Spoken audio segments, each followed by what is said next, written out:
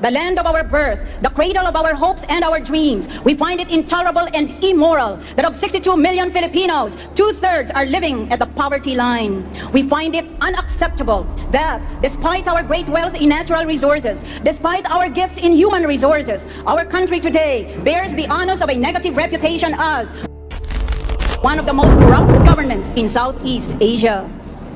Why is this country so poor? Why is life so hard? The reason is plain and simple. And that reason is because politics in this country is so corrupt. 23 years ago, nakita na ni Miriam Defensor Santiago ang matinding problema sa korupsyon. Tila isang propesiya at nakakagulat ang kanyang mga revelasyon. Halika, atin itong pag-usapan mga kaibigan. Isang bagong baha, pero hindi lang tubig, kundi pera. Ngayon, headline ang korupsyon sa flood control projects. Halos 545 bilyong piso ang inilaan The total cost of all of the projects since July 2022 until today is 545 billion pesos. Pero ayon sa investigasyon, hanggang 70% ng pondo ang nawawala sa katiwalian. May mga kontratista raw na ghost, mga proyektong duplicate at mga opisyal na nagbubulsa ng milyon-milyon. Dalawang senador ang pinangalanan, sina Jingoy Estrada at Joel Villanueva, na umano'y kumukuha ng 30% kickback mula sa flood projects. Pareho silang mariing tumanggi, pero ang testimonya ng dating DPWH engineers at contractors ay malinaw. Kapag baha ang dumarating, pera muna ang tinatangay bago tubig. Pero kung sa tingin natin bago ito, nagkakamali tayo. Dahil 23 years ago, may isang babae nang nagsabi na mangyayari ito at ang pangalan niya ay Miriam Defensor Santiago. Why is this country so poor? Why is life so hard? The reason is plain and simple. And that reason is because politics in this country is so corrupt. Ating pang pakinggan ang mga salita ni Miriam Defensor patungkol sa korupsyon. We must fight graft and corruption. We know that victory will not be easy, for the enemy is rich and powerful. Already, there are signs that the traditional politicians or the trapos will try to buy the presidency, will use their money to buy votes, to terrorize, and indulge in other forms of election fraud, including character assassination. The opponents are boasting that in a battle, on the one hand between popularity, and on the other hand with machinery, graft and corruption will win again. Pero hindi lang ito kasabihan, ito ay naging hulang ngayon ay nakikita natin sa flood control scandal.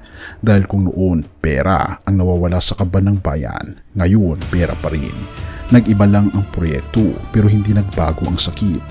Bakit hindi tayo natuto?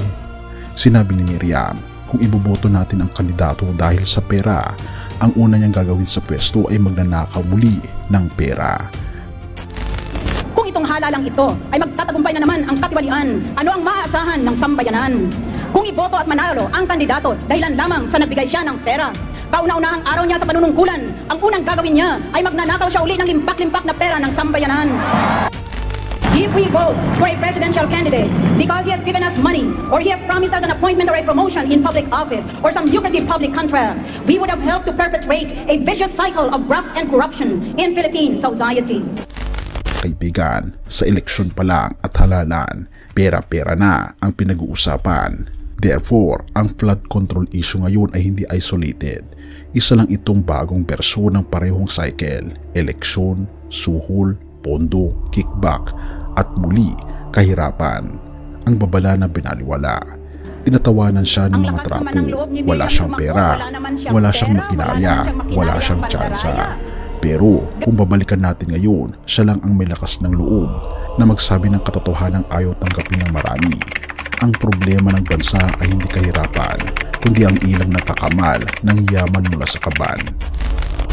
Despite our great wealth in natural resources, despite our gifts in human resources, our country today bears the honors of a negative reputation as one of the most corrupt governments in Southeast Asia. Why is this country so poor? Why is life so hard? The reason is plain and simple. And that reason is because politics in this country is so corrupt. Noon babala lang, ngayon headline na. At kung hindi tayo kikilos, 23 years from now, baka ibang proyekto naman ang masangkot, pero parehong kwento, corruption pa rin. Therefore, habang bumabaha ng tubig, huwag nating hayaang lunurin din tayo ng baha ng katiwalian. Sa Biblia, malinaw ang sabi ng ating Panginoon Jesus, Mark 8 verse 36, For what shall it profit a man if he shall gain the whole world but lose his own soul? Ito ang eksaktong larawan ng mga korap. Nakukuha nila ang milyon, bilyon, proyekto at kapangyarihan, pero kapalit nito ay ang kanilang kaluluwa. At sabi rin sa 1:8 verse 12, Ako ang ilaw ng sanlibutan, ang sumusunod sa akin ay hindi lalakad sa kadiliman, kundi magkakaroon ng ilaw ng buhay. Kaibigan, ang tunay na solusyon laban sa kasikiman at katiwalian ay hindi lang bagong proyekto o bagong administrasyon. Ito ay ang pagbabalik sa daan ng ating Panginoong Kristo, dahil siya lang ang makapipigil sa baha ng kasalanan na paulit-ulit na nilulunod ang ating bayan. Purihin ang ating Panginoong Diyos at tayo manalangin.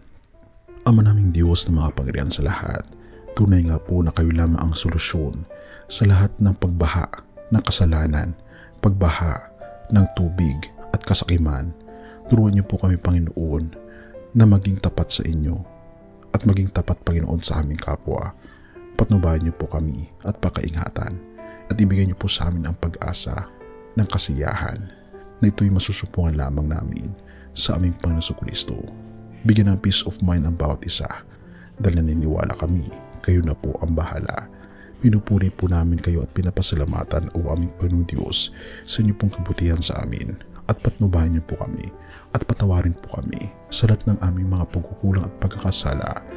At salamat po sa pagdinig ng aming mga panalangin, sapagkat ito po ang aming samot hiling sa matamis na pangalan ng aming Panginoon Jesus. Amen.